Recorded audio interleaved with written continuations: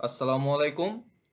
ত্রিশক্তি চুক্তি বা ত্রিশক্তি আতাত নিয়ে আজকে এই ভিডিওটি সম্পূর্ণ দেখবেন। আশা করি ত্রিশক্তি চুক্তি বা ত্রিশক্তি আতাত সম্পর্কে আপনারা ক্লিয়ার আইডিয়া পেয়ে যাবেন।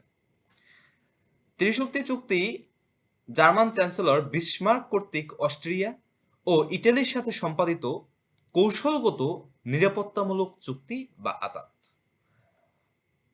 বিশ্বে জার্মানির অবস্থান সুদৃঢ় করতে বিসমার্ক নানা কূটকৌশল অবলম্বন করে বিভিন্ন রাষ্ট্রের মধ্যে বিভেদ তৈরি করেছিলেন। নিজ রাষ্ট্রের ভিত্তি মজবুত করতে বিভিন্ন সময়ে বিভিন্ন রাষ্ট্রের সাথে করেছিলেন আতাত। ত্রিশক্তি আতাতও সেই কূটকৌশলের একটি অংশ। অর্থাৎ ত্রিশক্তি আতাত এটি ছিল জার্মানির বিসমার্ক কর্তৃক অস্ট্রিয়া ও ইটালির সাথে সম্পাদিত এক ধরনের কৌশলগত নিরাপত্তামূলক চুক্তি। মধ্য ইউরোপের ইতিহাসে ত্রিশক্তি চুক্তি স্বাক্ষর একটি স্মরণীয় ঘটনা। 1882 সালে বিসমার্কের উদ্যোগে সম্পাদিত হয় এ চুক্তি।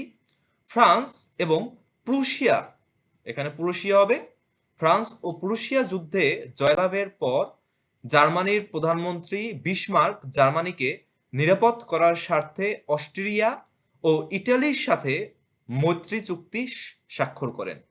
তিনি কৌশলে ফ্রান্সকে উত্তর আফ্রিকার উপনিবেশ স্থাপনে উৎসাহিত করেন। 1881 সালে ফ্রান্স তিউনিক দখল করলে এর প্রতিবাদে ইটালি অস্ট্রো জার্মান চুক্তিতে অন্তর্ভুক্ত হয়। অর্থাৎ ফ্রান্স যখন কৌশলে তিউনিস দখল করে, এর প্রতিবাদে ইটালি তখন অস্ট্রো জার্মান চুক্তিতে অন্তর্ভুক্ত হয়।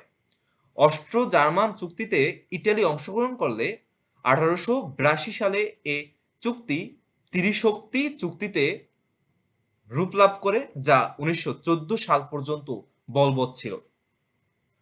ত্রিশক্তি চুক্তির গুরুত্ব। চুক্তির শর্ত অনুসারে জার্মানি, ইটালি এবং অস্ট্রিয়া আত্মরক্ষার জন্য পরস্পরকে প্রয়োজনে সামরিক সাহায্যদানে প্রতিজ্ঞাবদ্ধ ছিল। ফ্রান্সের আক্রমণের বিরুদ্ধে ইটালি জার্মানিকে সাহায্যদানে এগিয়ে আসে। এতে জার্মান প্রধানমন্ত্রী বিসমার্কের কূটনৈতিক সাফল্য প্রতীয়মান হয়। ত্রিশক্তি চুক্তির পুনঃপ্রতিষ্ঠা ও তিন সম্রাট সংঘের মৈত্রী চুক্তি ইউরোপের রাজনীতিতে ফ্রান্সের বিচ্ছিন্নতা সম্পূর্ণ করে এবং ইউরোপে এক প্রবল শক্তিশালী জোটের প্রতিষ্ঠা করে। ত্রিশক্তি চুক্তির নবায়ন। ত্রিশক্তি আতাত প্রথম 5 বছরের জন্য সম্পাদিত হয়।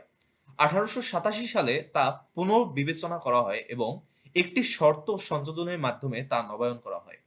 শর্তটি হলো অস্ট্রিয়া বা ইটালি সম্মিলিত সিদ্ধান্ত ব্যতিরেকে বলকান এরিয়ায় কোনো অংশ দখলে নিতে পারবে না।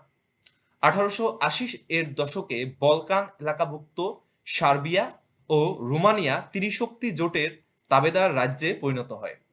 পরবর্তীতে এ চুক্তি 1891, 1903 এবং 1912 সালে পুনরায় নবায়ন করা হয় এবং এই ত্রিশক্তি চুক্তি প্রথম বিশ্বযুদ্ধে একটি ক্রুশাল রোল পালন করে।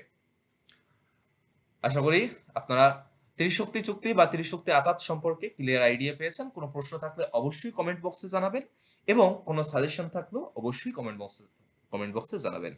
ভিডিওটি ভালো লাগলে অবশ্যই চ্যানেলটি সাবস্ক্রাইব করে নেবেন। আশা করি এমন ভিডিও সামনে আরো পাবেন। ধন্যবাদ সকলকে। আসসালামু আলাইকুম।